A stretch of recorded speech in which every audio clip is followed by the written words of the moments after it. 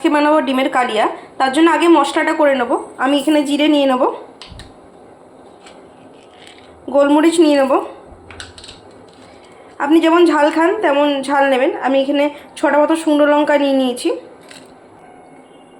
গোটা ধনে নিয়ে নেব, আর দিয়ে দেবো রসুন আর একটা মিডিয়াম সাইজের পেঁয়াজ কুচো। আমার আদা বাটা আছে, তাই আমি আদাটা দিচ্ছি না, আপনারা আদাটা এর সঙ্গে দিয়ে বেটে নেবেন। এগুলো সব বেটে নিয়েছি। এরপর এরকম চামচের আমি 2 চামচ মতো আদা বাটা দিয়ে দেবো, আর একটা মিডিয়াম সাইজের পেঁয়াজ কুচো করে কেটে রেখে দিয়েছি, একটা মিডিয়াম সাইজের টমেটো কুচো করে রেখেছি, ধনেপাতা কুচো করে রেখে দিয়েছি, আর একটা লঙ্কা চিড়ে রেখে দিয়েছি। আর এখানে ডিমগুলো সেদ্ধ করেছিলাম। ডিম সেদ্ধ করার ভিডিও দেখালাম না, ডিম সেদ্ধ সবাই করতে জানেন, জল দিয়ে ফুটিয়ে নিলেই ডিম সেদ্ধ।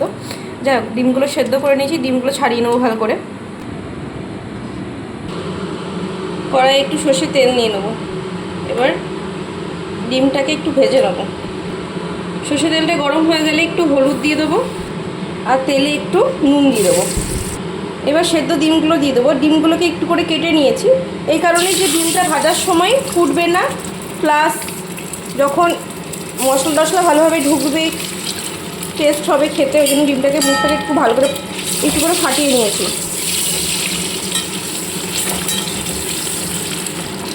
ডিমটাকে লাল লাল করে ভেজে নেবো। ডিমগুলো ভাজা হয়ে গেছে, এবার তুলে নেবো। ফোড়নে দেবো 5 ফোড়ন, একটা শুকনো লঙ্কা, এবার পেঁয়াজ কুচোটা দিয়ে দেবো।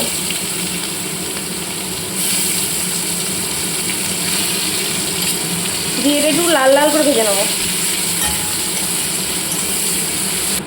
পেঁয়াজটা বাদামি বাদামি করে ভাজা হয়ে গেছে, একটু রং ধরে গেছে। এবার বেটে রাখা মশলাটা, আদা জিরে ধনে পেঁয়াজ রসুন যে মশলাটা বাটলাম দেখালাম, সেই মশলাটা দিয়ে দেবো। দিয়ে রেখে কষবো একটু।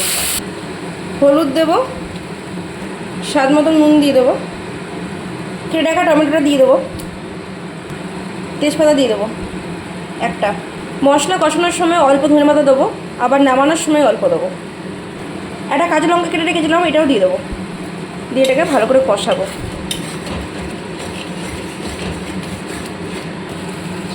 আমার মশলাটা ভালো করে কষানো হয়ে গেছে। এরপর ভেজে রাখা ডিমগুলো দিয়ে দেবো।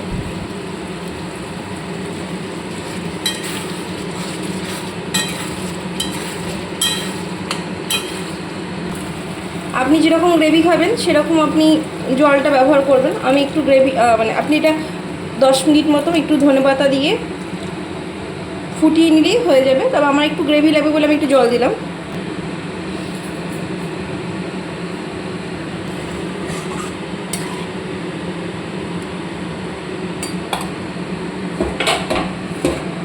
ঢাকা দিয়ে ফুটতে দেবো।